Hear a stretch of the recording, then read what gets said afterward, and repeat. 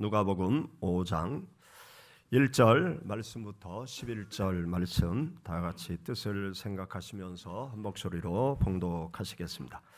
우리가 몰려와서 하나님의 말씀을 들을새 예수는 게네사렛 호숫가에 서서 호숫가에 배 두 척이 있는 것을 보시니 어부들은 배에서 나와서 그물을 씻는지라.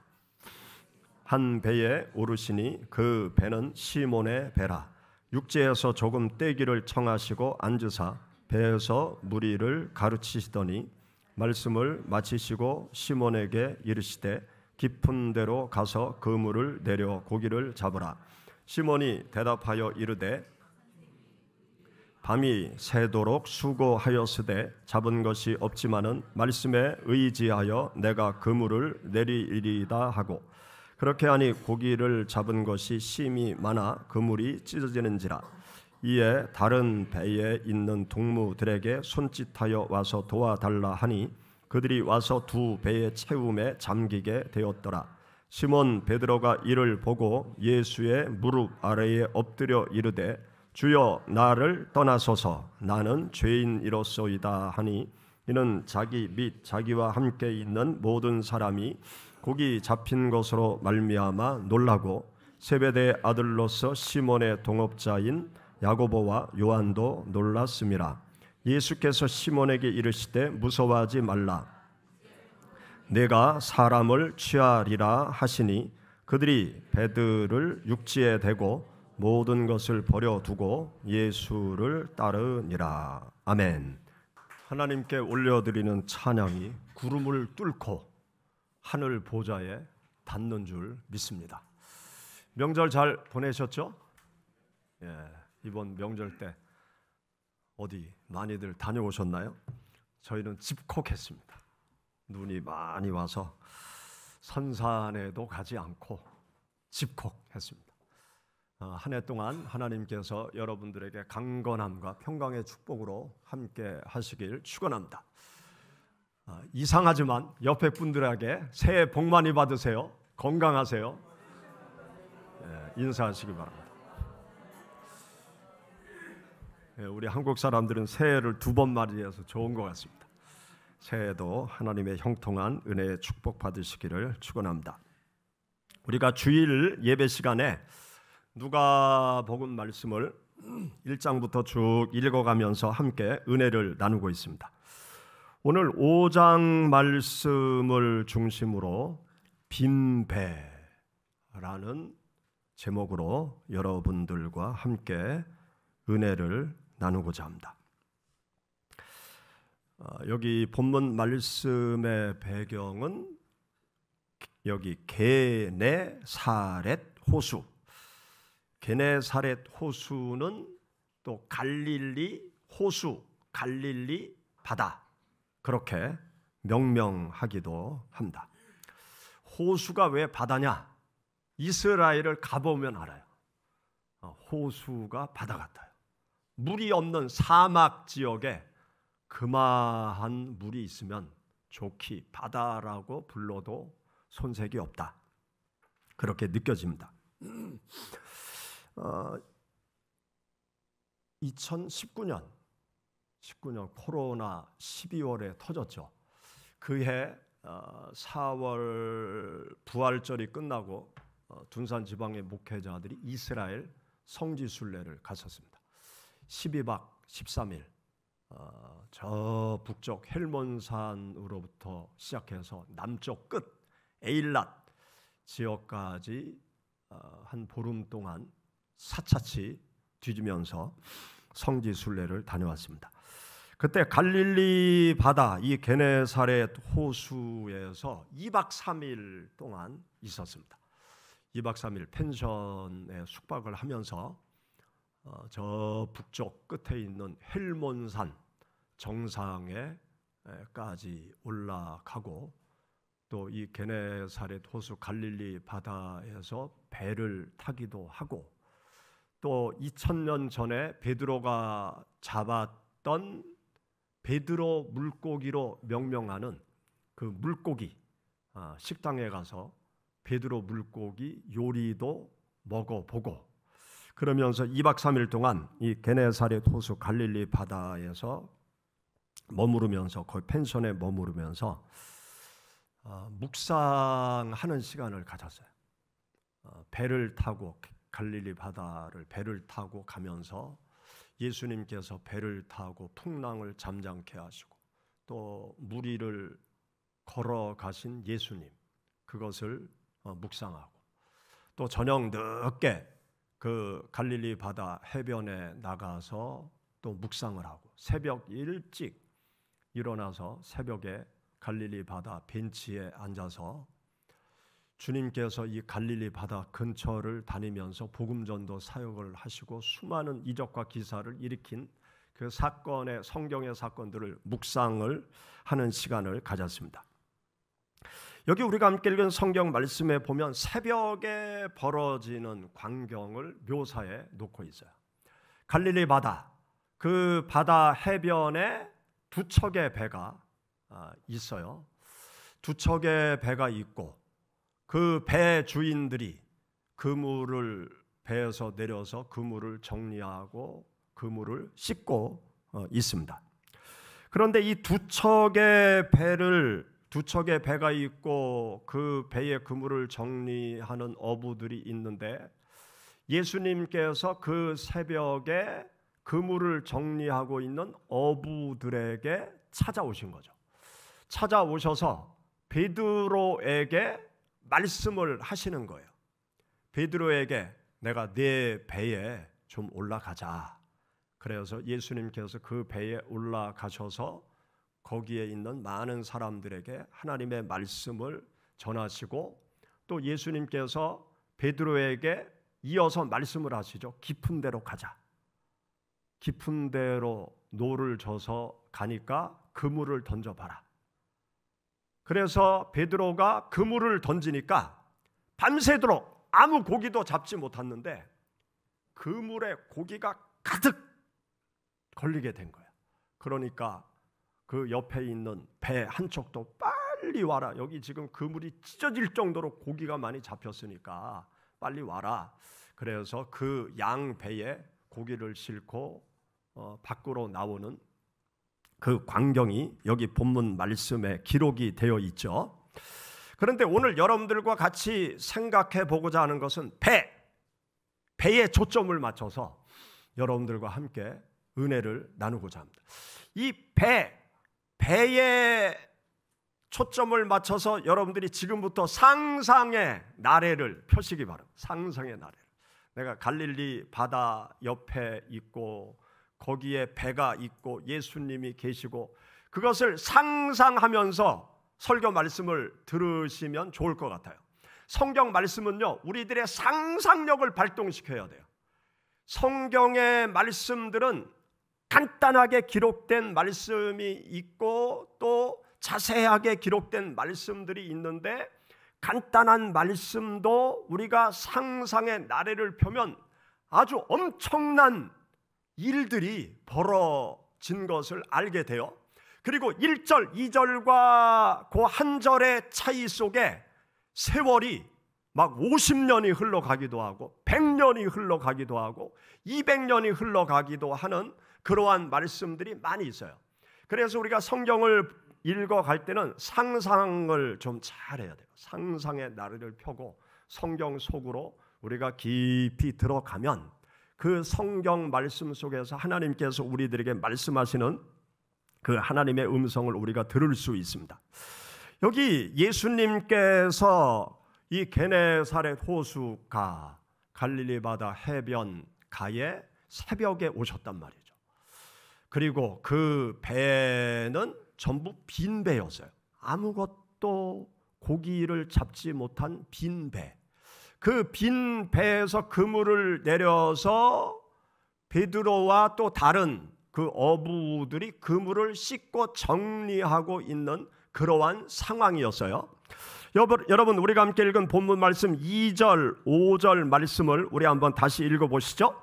호숫가에 배 두 척이 있는 것을 보시니 어부들은 배에서 나와서 그물을 씻는지라. 5절, 시몬이 대답하여 이르되 선생님, 우리들이 밤이 새도록 수고하였으되 잡은 것이 없지만은 말씀에 의지하여 내가 그물을 내리리이다 하고, 이 두 말씀을 놓고 우리가 생각을 해보면 베드로 사도 베드로가 밤이 새도록 수고했다는 거죠. 밤이 새도록 수고했으니까 얼마나 피곤하겠어요. 그물을 씻고 정리하는 그 베드로의 모습을 상상을 해보세요. 막 기뻐하고 즐거워하면서 이 그물을 정리하는 것이 아니라 지치고 힘들고 피곤하고 배도 고프고 빨리 가서 아침밥을 먹고 좀 푹 쉬자. 아우, 오늘은 아주 허탕쳤네. 오늘은 되는 것도 없네. 그런 생각을 하면서 베드로가 빈배에서 그물을 내려 그물을 씻고 있는 것이죠. 이렇게 배가 비어 있고 베드로는 몹시 지쳐 있고 힘들어하는 그 상황 속에서 예수님께서 베드로에게 말씀을 건네세요. 그런데 예수님께서 베드로에게 건네신 말씀이 아주 묘해요. 어떤 말씀을 예수님께서 베드로에게 하셨습니까? 네 배를 좀 내가 쓰자. 그렇게 말씀하시는 거예요. 네 배를 좀 사용하자. 여러분, 그 상황에 여러분들이 처해 있었다라고 그러면 내가 밤새도록 수고했는데 고기 한 마리 못 잡았어요. 그래서 그물을 빨리 정리하고 피곤해 지쳐서 빨리 집에 가서 밥을 먹고 쉬고 싶은 거예요. 그런데 갑자기 예수님이 오셔서 네 배 좀 사용하자. 네 배를 좀 이 해변에서 약간 노를 져가지고 떨어뜨려 놓으면 좋겠다. 예수님이 그렇게 말씀하시는 거예요. 그러면 여러분들은 예수님 어서 배에 타세요. 그러시겠어요? 여러분, 이 말씀이 아주 절묘하지 않습니까? 아주 예수님께서 요청하는 요청에 응할 수 없는 절묘한 타이밍에, 하기 싫은 절묘한 타이밍에 네 배 좀 쓰자. 그렇게 예수님께서 말씀하신 것 아닙니까? 빈배일 때 예수님께서 찾아오셨고, 피곤해 지쳐 있는데 예수님께서 찾아오셨고, 오늘 아주 허탕쳤네, 그냥 되는 것이 없구만, 그러한 생각을 할 때 예수님께서 찾아오셔서 네 배를 쓰자고 그렇게 말씀하신 거예요. 왜 하필이면 이러한 때 예수님께서 베드로에게 찾아오셨을까요? 왜 하필이면 힘들고 어려울 때 주님의 요구를 쉽게 응해 줄 수 없는 그러한 상황일 때 왜 하필이면 요때 찾아와서 말씀하시냐고. 우리가 이 말씀을 깊이 있게 이해하기 위해서는 이 상황을 뒤집어서 반대의 상황으로 만들면 좀 이해를 할 수 있어요. 베드로가요, 만약에 그날 밤에 고기를 엄청나게 많이 잡았어. 그래서 이 배 두 척이 고기가 가득 차가지고 만선의 상태로 갈릴리 해변에 딱 도착한 거예요. 그러면 어떤 상황이 벌어지겠습니까? 고기를 막 배에서 분주하게 막 배에서 내리는 거예요. 그리고 그 고기를 또 살려고 하는 사람들에게 고기를 막 파는 일도 해야 되겠죠. 그때 만약에 예수님께서 오셔서 내가 네 배 좀 사용하자, 그러면 그 예수님의 요청을 베드로가 들어줄 수 있을까요? 들어주고 싶어도 들어줄 수가 없는 거예요. 빨리 이 고기를 내려가지고 고기를 팔아서 돈도 벌고, 그리고 배에 물건이 가득 차 있으니까 예수님께서 요청하셔도 예수님을 배에 태울 수도 없고요. 바빠서 예수님의 말씀에 귀를 기울일 수도 없는 그러한 상황이었지 않겠습니까? 여러분들 생각해 보세요. 우리가 인생을 살아갈 때 여기에 나타난 이 배는 우리 인생의 배를 상징하고 있습니다. 우리 인생의 배가 항해를 하다가 내 배가 비어가기 시작하고 내 인생의 배가 텅 비게 될 때, 그때 우리가 떠오르는 단어가 있어요. 뭐예요? 도움, 누군가가 도와줬으면 좋겠다. 그런 생각을 내 인생의 배가 비어가기 시작할 때, 내 인생이 자꾸 꼬여가기 시작할 때, 내 인생이 완전히 인생의 배가 텅 비게 되면 도움이라는 단어를 그때서야 우리 사람들은 생각을 합니다. 누군가가 나 좀 도와줬으면 좋겠다. 하나님 저 좀 도와주세요.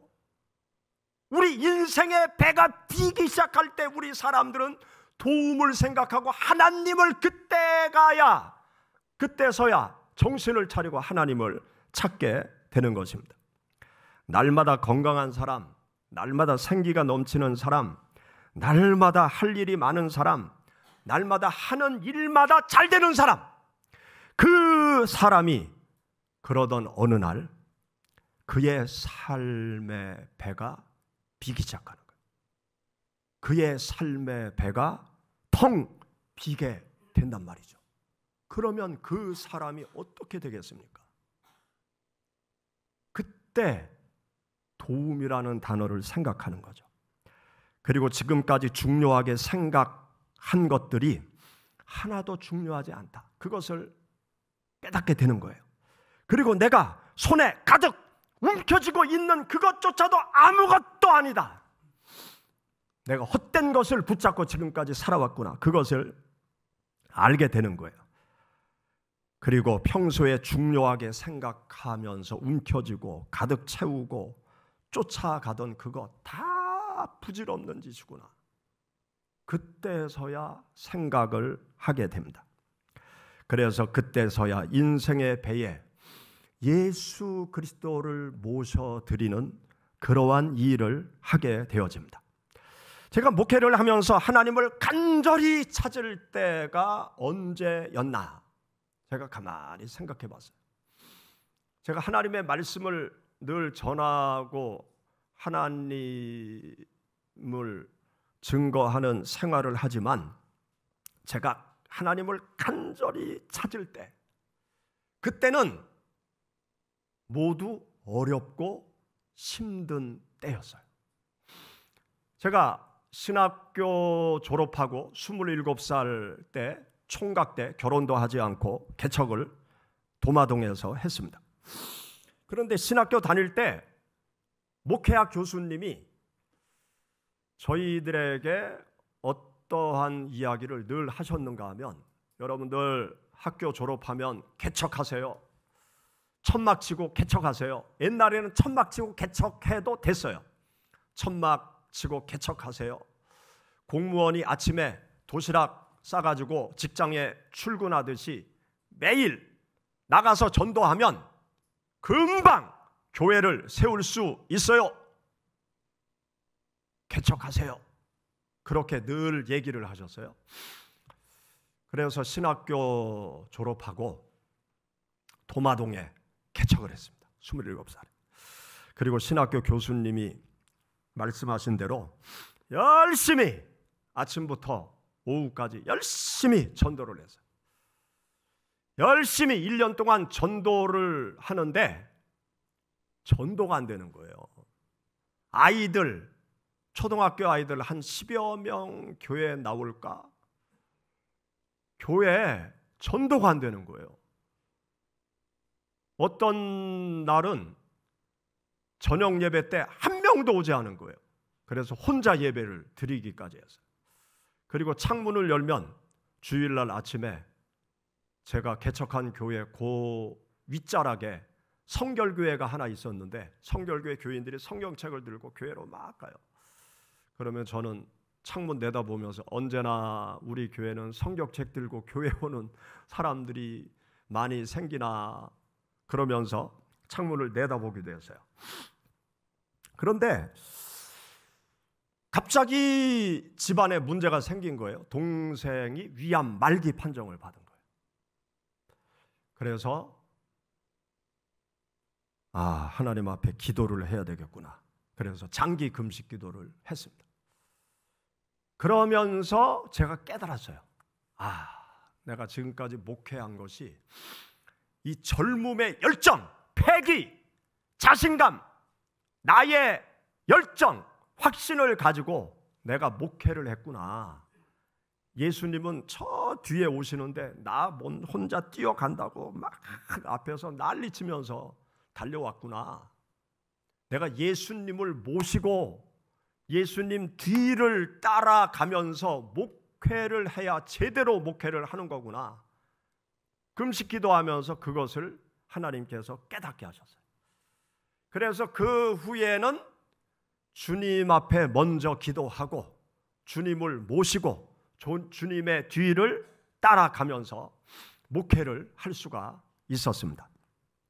그리고 또 도마동으로, 이 둔산 지역이 개발되면서 도마동에서 둔산으로 이사를 와서 충남고 사거리 지하에 있었어요. 그러다가 IMF가 터지고, IMF가 터진 97년, 그 후 98년에 여기 수정 아파트 유치원으로 왔어요.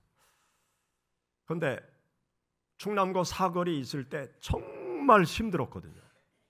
도마동에서 25인승 버스 하나 사고 봉고차 하나 가지고 도마동에 있는 그 교인들 한 80여 명까지 하나님이 축복하셔서 나오셨는데, 그 버스에 싣고 이 둔산동으로 이제 이사를 온 거예요. 그런데 둔산동에서 5년 있으면서 10명만 남았어요. 저는 이쪽으로 오면 목회가 잘 될 줄 알았거든요. 그런데 다 까먹고 한 10여 명만 남았어요.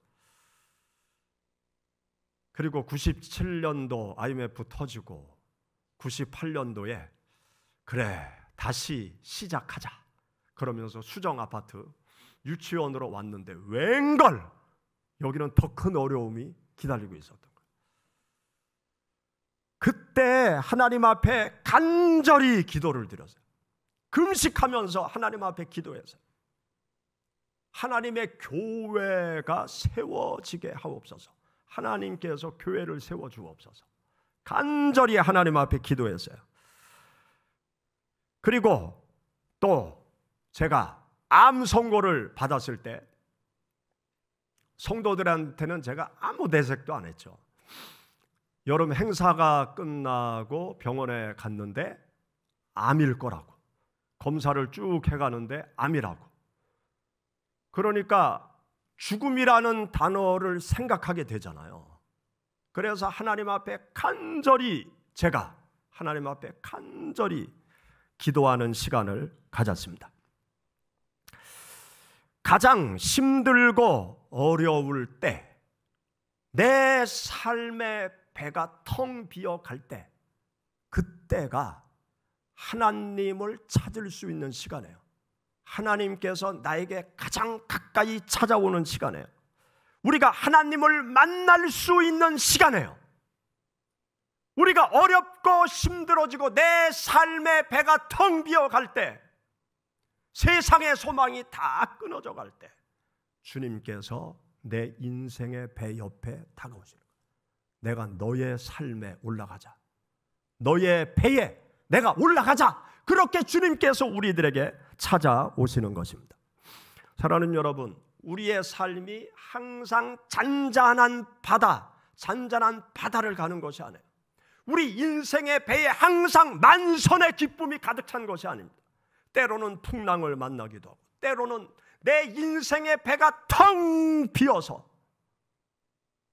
허무함을 느낄 때가 있어요. 그때 정신을 차리세요. 내가 하나님을 만날 수 있는 때다. 주님께서 나에게 다가오셨다. 내가 주님을 모셔드리면 내 인생의 삶이 달라진다. 여러분 베드로를 보세요. 그 빈배에 주님을 채우게 될 때, 주님을 모시게 될 때, 그의 피곤한 밤이 기쁨의 새벽으로 변화되지 않았습니까? 시편 86편 7절, 나의 환난 날에 내가 주께 부르짖으리니 주께서 내게 응답하시리라. 여러분, 빈배가 되어질 때, 내 삶이 빈배가 되어졌을 때, 내 인생의 배에 하나님으로 가득 채울 수 있다는 사실을 기억하시기 바랍니다. 두 번째로, 여기 본문 속에서 예수님께서 베드로에게 말씀하셨죠. 네 배를 빌려달라. 내 배를 빌려달라고 예수님께서 요청하셨음에 주목하시기 바랍니다. 지쳐있는 베드로에게 배를 빌려달라고 하는 거예요. 베드로는 예수님의 요청에 어떤 반응을 보였습니까? 여기 2절, 3절 우리 같이 읽어보시죠. 호숫가에 배 두 척이 있는 것을 보시니 한 배에 오르시니 그 배는 시몬의 배라. 육지에서 조금 떼기를 청하시고 앉으사 배에서 무리를 가르치시더니. 아멘. 여기 보면 예수께서 한 배에 오르셨다는 거예요. 그 배는 시몬의 배라는 거죠. 피곤에 지쳐있는 시몬에게 배를 빌려달라고 하니까 베드로가 예 알겠습니다 그러고 집에 가서 쉬고 싶은데 예수님을 자기 배에 태우게 된 거예요. 그런데 예수님이 또 말씀하시죠. 육지에서 조금 떼기를 청하셨다. 좀 물에서 떨어진 곳으로 좀 바깥으로 나가자. 그렇게 예수님께서 말씀하시니까 베드로는 그대로 노를 져서, 피곤하지만 노를 져서 물가에서 떨어뜨렸어요. 그리고 예수님께서 많은 그 해변에 모여 있는 사람들에게 하나님의 말씀을 그 배에 서서 가르치기 시작하셨다는 거죠. 베드로가 그 새벽에 기적을 체험하잖아요. 그물을 던져봐라. 그때 베드로가 뭐라고 얘기하는 거면 내가 밤이 맞도록 수고하였지만 내가 못 잡았습니다. 그러나 주의 말씀에 의지하여 내가 그물을 내리리이다 하면서 그물을 던질 때 엄청난 물고기를 잡는 축복을 받게 됩니다. 그리고 자기 배에 타 계신 예수님이 하나님이시라는 것을 깨닫고 무릎을 꿇고 자신의 죄를 고백하죠. 그리고 베드로가 사명을 받아요. 이후에는 사람을 취하리라. 사람을 낚는 어부가 되리라. 베드로의 삶에 있어서요, 자신의 배를 예수님께 빌려드리고 예수님을 자신의 삶의 배에 모셔드린 그 순간부터 베드로의 삶의 방향이, 삶의 목적이, 베드로의 삶의 가치와 의미가 완전히 달라졌습니다. 물고기만 잡던 이 베드로, 물고기 잡는 그 삶으로 평생 살아갈 수밖에 없는 베드로, 그는 더 이상 물고기를 낚는 어부가 아니라 사람을 구원하는, 사람들을 하나님께로 인도하는 위대한, 역사의 길이 남는 위대한 하나님의 사람으로 변화되어지는 그 길을 걸어가게 된 것입니다. 자신의 배를 빌려드리지 않았다고 하면 베드로의 삶엔 아무런 일도 일어나지 않았을 거예요. 정말 힘들고 피곤하고 어려운 그때 예수님께서 배를 빌려달라고 할 때 거기에 응함으로 인해서 그에게 영적으로 육적으로 놀라운 은혜와 축복이 임하게 된 것이죠. 여러분, 하나님께서는 하나님의 백성들에게 종종 요구하세요. 나에게 이것을 좀 해달라. 우리에게 요구하세요. 여러분들에게 성령님께서 감동을 주세요. 헌신을 좀 해라. 봉사를 좀 해라. 너의 삶을 하나님 앞에 좀 드려라. 그냥 돈만 벌지 말고 하나님 앞에 좀 드려라. 너의 재능을 하나님 앞에 좀 드려라. 그거 가지고 세상에서 즐겁게 살지만 말고 나에게 좀 드려라. 풍족할 때 그렇게 말씀해도 우리는 잘 안 듣잖아요. 여유 있을 때 말씀해도 잘 안 듣잖아요. 그런데 내가 어렵고 힘들 때 하나님이 정말 내가 돈이 없는데 헌금해라. 하나님이 감동 주시면 헌금하겠어요? 내가 시간이 너무 바빠가지고 교회 나와서 봉사할 수 없는데 봉사 좀 하세요, 집사님, 목사님이 그런단 말이죠. 아, 저 바빠요. 그러면서 안 할 거 아니에요. 바쁠 때 헌신하라고 그러면 하겠어요? 내가 건강이 힘들어, 몸이 피곤하고 지쳐 병들어 있어. 그런데 교회 와서 청소 좀 하세요. 집사님, 권사님 청소 좀 해요. 목사가 그런단 말이죠. 그러면 아이고 목사님도 내가 힘든데 무슨 봉사를, 건강한 사람 보고 봉사를 하고 그래요. 그런 생각하십니까? 그렇게 생각하십니까? 아, 저 못해요. 많은 사람이 그렇게 반응한다고요. 그러면요, 아무 일도 일어나지 않아요. 아무 일도 생기지 않아. 하나님을 믿는 자에게 하나님께서 주시는 축복, 영적인 축복, 육적인 축복이 있단 말이죠. 그 축복을 평생 경험할 수 없어요. 여러분, 믿음이라는 게 뭐예요?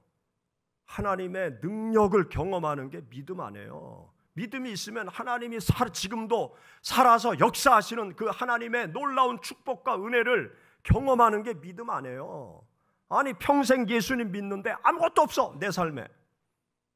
그냥 내가 노력한 거 그것만 열심히 따먹어. 그것도 축복이지만, 아니 평생 아무것도 없네? 그러면 하나님 원망하지 마세요. 내 믿음 생활을 한번 생각해 보세요.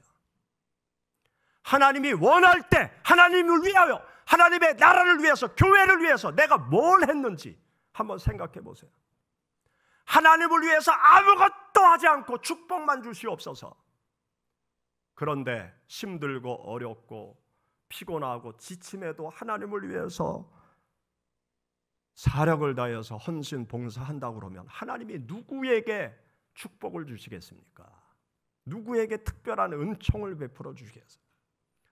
하나님은요, 참으로 묘하게 어렵고 힘들 때, 내가 감당할 수 없을 때 우리에게 요구할 때가 많아요. 그 요구는요, 우리에게 복을 주기 위해서 하나님께서 우리를 테스트하는 거예요. 하나님이 거지예요? 하나님이 능력이 없어요? 하나님은요, 우리가 아무것도 드리지 않아도 당신의 모든 일을 다 하세요. 그런데 우리에게 기회를 주시려고, 축복의 기회를 주시려고, 내 삶의 울타리를 벗어나 더 큰 세계로 우리를 인도하기 위해서, 내가 정말 힘들고 어려울 때 우리에게 많은 것을 요구하신다고. 여러분, 구약성경 17장, 열왕기상 17장 8절 이하에 보면 이스라엘에 3년 동안 기근이 생겨요. 그러니까 난리 났죠. 요즘 여러 가지 그 관계 시설이 잘 돼 있는 요즘에도 한여름에 한 달 이상 막 비가 안 오면 난리 나잖아요.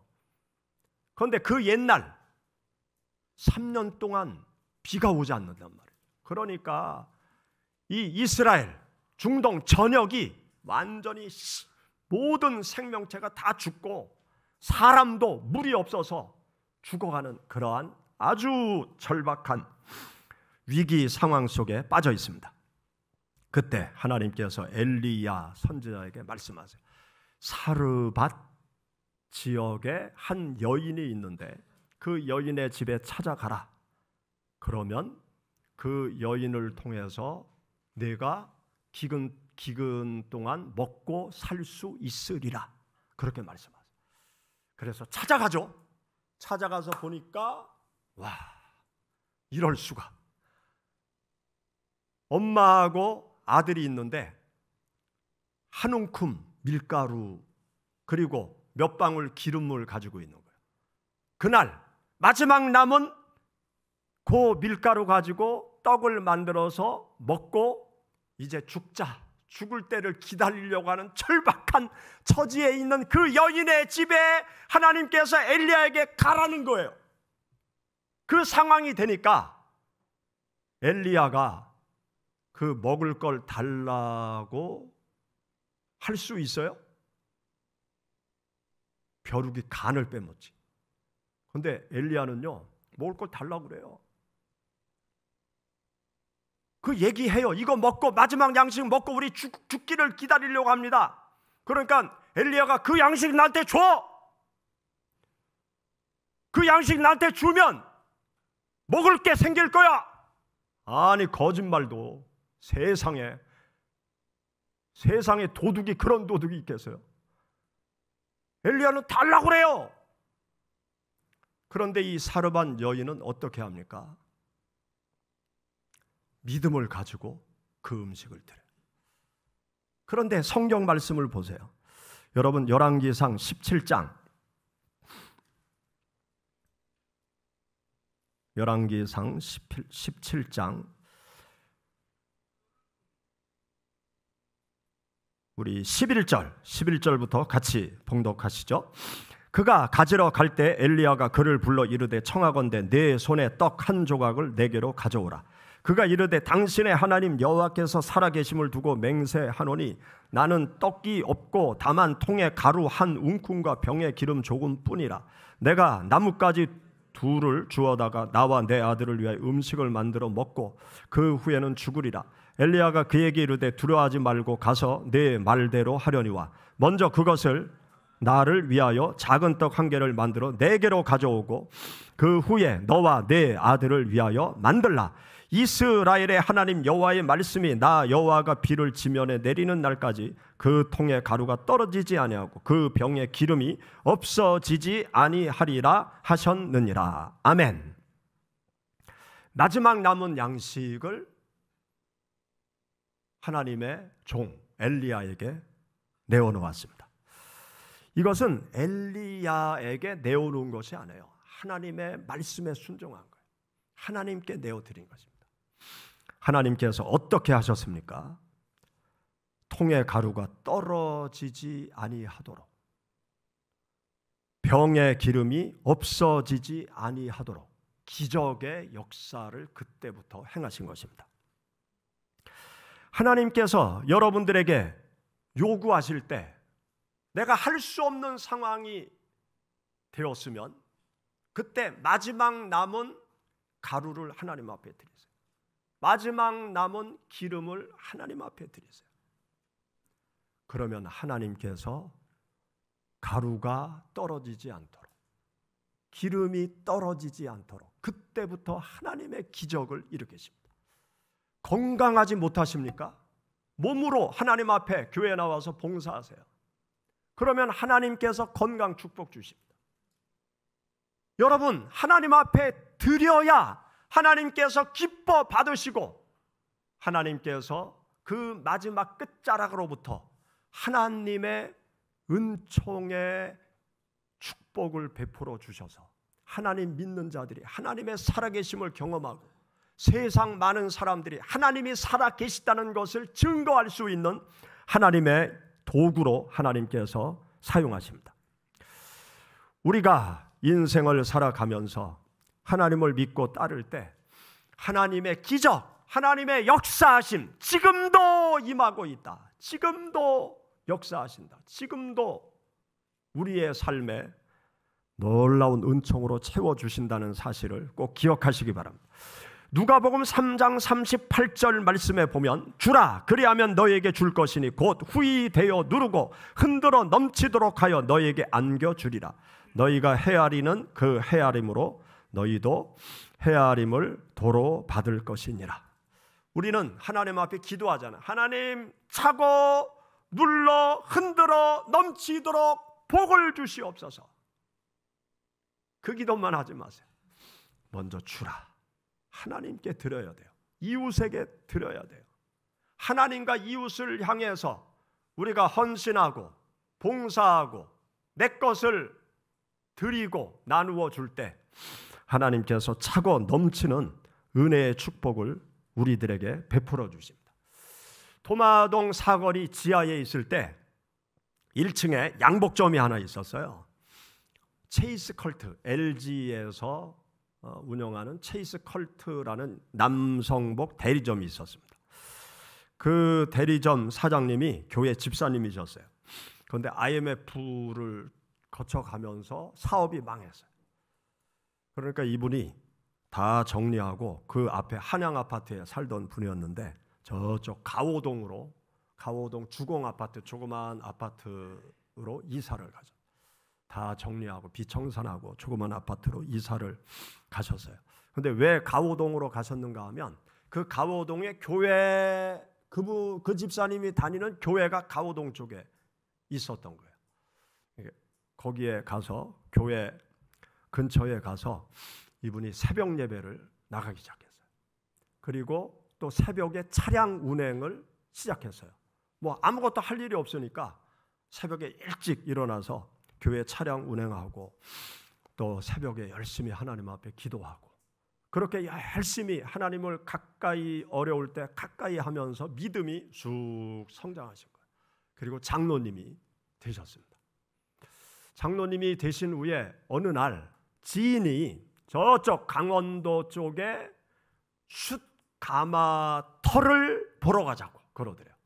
그때가 IMF 이렇게 지나갈 때쯤 그 어떤 것이 유행하고 있었는가 하면 숫공예가 그때쯤 유행을 하고 있었어요. 그래서 숫가마터에 가보자. 그래서 지인하고 숯을 굽는 그 숫가마터 있는 곳에 갔어요. 근데 가서 그 숯을 굽는 그 숫가마터를 보는 순간 하나님이 번쩍이는 사업 아이디어를 이 집사님에게 주신 거예요. 숯을 다 꺼내놓고 안을 들여다보니까 사람이 들어가서 찜질을 하면 괜찮겠다. 그 생각이 번쩍 든 거예요. 그래가지고 이분이 저기 공암 지나면 청벽이라는 데가 있거든요. 그 청벽에서 갑사 쪽으로 이렇게 도로가 쭉 있는데 갑사 쪽으로 청벽에서 가려면 거기 날맹이가 하나 있어요. 그 날맹이 꼭대기에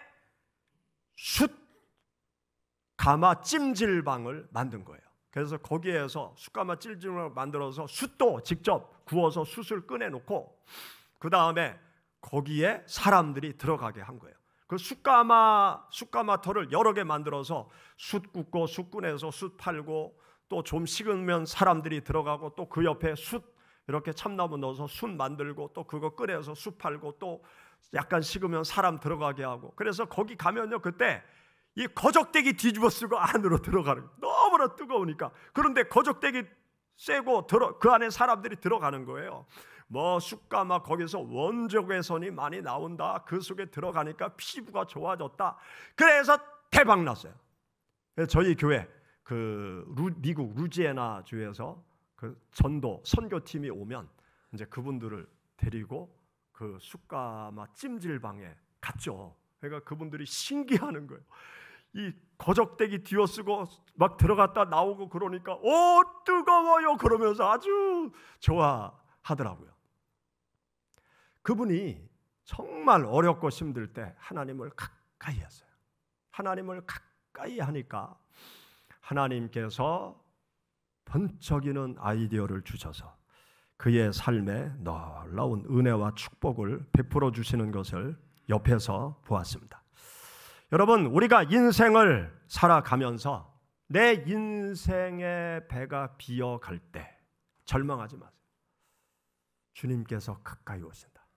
내 인생의 배가 비어 있을 때 주님께서 배를 쓰자고 하시면요, 주님께 내어놓으세요. 마지막 남은 여러분들이 가지고 있는 것 주님께서 원하시면 주님께 내어놓으세요. 그러면 주님께서 여러분들의 배를 영적으로 육적으로 채워주시고 다시 인생의 항해를 할 수 있도록 큰 은혜와 축복을 베풀어 주실 것입니다. 같이 기도하겠습니다.